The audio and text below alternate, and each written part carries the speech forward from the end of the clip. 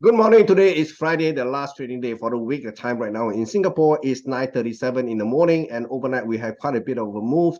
We have the release of US Q2 GDP numbers just one day after the Federal Reserve hiked interest rate by a quarter point, and the number came in stronger than expected. Market was expecting a rise to 1.8% in Q2. Instead, the number came in at 2.4, which is very, very good. And that caused the dollar to actually rally against all major currencies, except for one.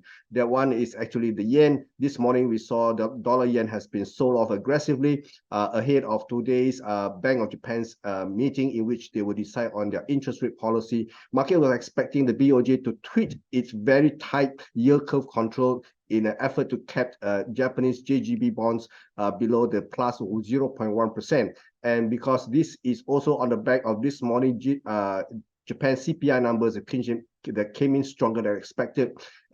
Japan GDP CPI numbers came in at I believe 3.2%, which is actually supportive of the idea that the Bank of Japan may be ready to start to tweak its yield curve control. And that has caused a lot of the buyer of dollar yen to unwind a position. Basically, they are buying yen right now ahead of this meeting itself. So this is what we are seeing. Overnight, we can see the dollar rate from 140, 130 drop to this morning at 138.70. So this is quite a bit of a drop. And this drop may actually exacerbate to go down below 137.25 that we saw in the middle of this month itself. Okay, so we can see the target for this move is probably somewhere around 134.12 to 132.30 level. So we could see another 400 to 600 pips drop in the dollar yen going forward. So do watch out for this move. I have been talking about selling the dollar yen for quite some time, and this is